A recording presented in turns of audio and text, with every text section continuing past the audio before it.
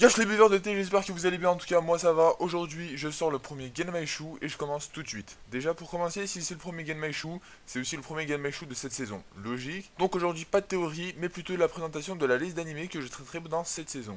Et je commence léger cette saison puisque je ne traiterai seulement que de deux animés. Le premier c'est Chain Chronicles.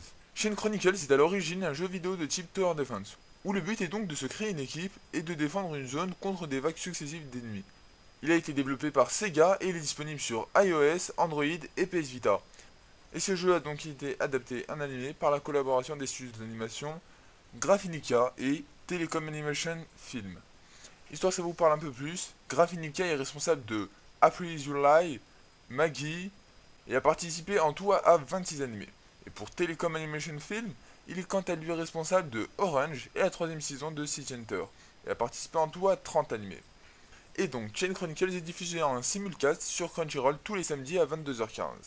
Fini les informations, on va maintenant parler de l'anime en question. Pour commencer, je vais t'expliquer de quoi ça parle. Et d'ailleurs, avant de commencer, je précise que pour les théories, je laisserai un peu de côté l'EAV.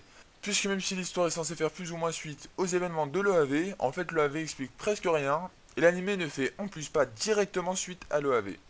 Donc je ferai spécialement un long résumé dans cette vidéo, qui devrait suffire pour connaître tous les éléments possibles pour une théorie que je pourrais potentiellement utiliser plus tard de l'OAV. Bref, l'histoire suit Yuri, le chef d'une armée qu'il a nommée l'armée volontaire. Ils ont pour but de sauver l'humanité en combattant le roi sombre. Puisqu'à cause du roi sombre, ces ténèbres causent énormément de soucis, comme les végétations qui meurent de plus en plus, ou même plus simplement l'armée noire qui attaque des gens sans aucune raison. Et c'est dans ce but qu'il recrute un maximum de gens pour les combattre, lui et son armée. Mais pour le vaincre, ils ont besoin du pouvoir du Chronicles, un livre avec de grands pouvoirs, porté par Fiona, qui accompagne Yuri dans son périple et qui d'ailleurs ne sert à rien d'autre que de porter ce livre, même si on devine qu'elle doit être la seule à pouvoir utiliser le Chronicles en vrai. L'histoire avance et il arrive finalement à vaincre le roi obscur, qui est ce dragon ressemblant fortement à la fusion d'un Pokémon et d'un monstre de Yu-Gi-Oh! Mais pourtant, rien ne change. Pourquoi? Eh bien apparemment, un Chronicles obscur est apparu, juste après avoir battu le roi obscur. Et d'ailleurs, le Chronicles Obscur s'est dirigé vers un personnage quelque peu mystérieux, qui connaît apparemment Fiona. Pour en savoir plus, ils devront partir à l'aventure. Et là, l'OAV est fini. Et c'est là que commence l'anime qui est censé être la suite de l'OAV. Et sans parler du Chronicles Obscur, on est directement plongé dans la grande bataille confrontant la gigantesque armée que Yuri a réussi à rassembler, et le roi noir et son armée. Et pour cela, Yuri et son groupe infiltrent le château du roi afin de l'éliminer. Et si le roi noir est censé être la même chose que le roi obscur, c'est plutôt le nouveau roi noir, puisque dans l'OAV, le roi noir c'était un dragon, et ici c'est un humain presque normal, qui est d'ailleurs le père de Fiona. On l'apprend directement dès le premier épisode. Mais au final, malgré leur acharnement, ils sont vaincus par le roi noir et doivent battre en retraite. Et le pire, c'est que le Chain Chronicles est coupé en deux, et le roi en obtient une partie. Si le roi noir teint le Chronicles de ténèbres, le monde subira les mêmes conséquences. Bref, après cette cinglante défaite, le groupe repart sur les routes et rencontre par hasard le jeune Aram. Et Yuri perçoit rapidement son potentiel. En plus d'utiliser des techniques qui ressemblent à les siennes et d'avoir le même discours que lui étant jeune, il peut aussi transmettre et voler le mana qui est nouveau dans ce monde, apparemment même auprès des plus grands sorciers. Pour Yuri qui semblait perdre espoir, un nouvel espoir semble né. Et c'est comme ça que débute l'histoire. Ce que j'en pense personnellement, c'est que l'histoire a l'air pas mal. Le fait qu'il nous balance directement dans la grande bataille a ses avantages et nous permet d'éviter une première saison qui aurait pu être ennuyante et trop classique. Même si au final il a l'air d'avoir quand même les bases classiques d'une histoire d'aventure fantaisiste normale.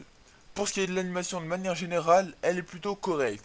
Mon seul gros problème que j'ai trouvé à cet animé, c'est que le premier épisode est exactement la même chose que la première partie du premier film. Donc, et en regardant le premier film, je connais déjà le contenu de l'épisode 1 à 4, puisqu'il y a 4 parties par film, et sachant qu'il y aura en tout 3 films, que la série comptera 12 épisodes, avec un simple calcul, tu comprends que l'anime ne sera en fait que les 3 films réunis.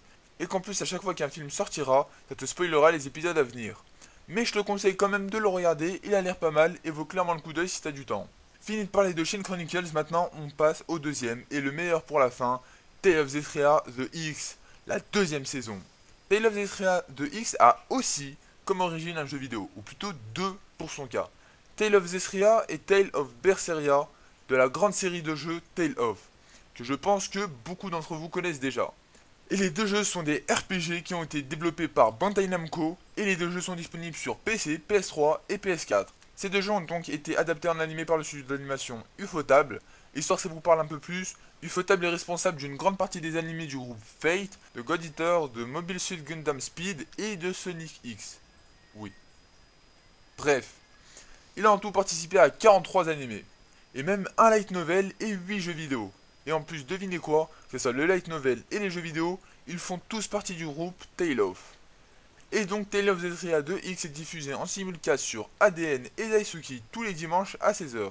Fini les informations, on va maintenant parler de l'animé en question. Pour commencer, je vais t'expliquer de quoi ça parle. L'histoire se déroule dans un monde peuplé d'humains et de séraphins. Les séraphins qui sont invisibles pour la plupart des êtres humains et qui ont la capacité d'accorder leur bénédiction aux villes et aux villages. Toutefois, au fil du temps, certains séraphins ont perdu foi en l'humanité et se sont retirés, laissant la malveillance s'installer dans le cœur des hommes. Dans l'histoire principale, on suit Srei, un humain élevé par des séraphins, jusqu'au jour où Alisha, la princesse du royaume de Damlak, se perd et arrive mystérieusement dans le monde des séraphins. Srei voit pour la première fois un humain et fait sa connaissance. Malgré qu'elle ne peut pas voir les séraphins, elle y a toujours cru et est ravie de rencontrer un humain qui a été élevé par des séraphins. Elle lui explique que le monde est empli de souillures et qu'elle pense qu'il peut devenir le berger, celui qui arrivera à enlever l'épée du sol un peu à la manière d'Excalibur. Elle recevant donc l'aide du séraphin qui protège Damlak, se nommant Layla.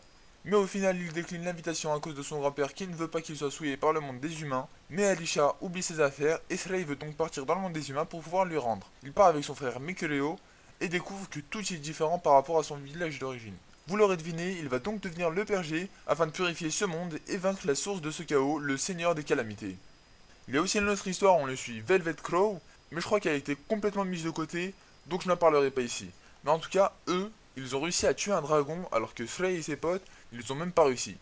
Maintenant, ce que j'en pense personnellement, c'est qu'il faut le regarder. Et s'il faut le regarder, c'est pour une seule raison.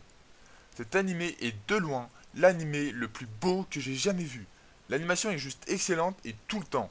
Et même au niveau de l'histoire, c'est vrai qu'habituellement j'aime pas les héros qui sont trop gentils, mais là ça passe, parce que déjà, t'as pas envie de le frapper, et en plus il est fait pour être comme ça. Enfin, je sais pas comment expliquer, mais malgré le fait qu'il soit élevé par des séraphins et a donc le cœur totalement pur, son comportement reste humain, et pas anormal du tout. Et honnêtement, y a rien de mal dans cette série pour que tu la regardes pas. Donc l'animé est bien, et en plus, même si l'animé serait le pire animé, rien que pour le graphisme, tu dois le regarder. Donc regarde et pleure tellement que tes yeux ne vont pas supporter la beauté. Chaos.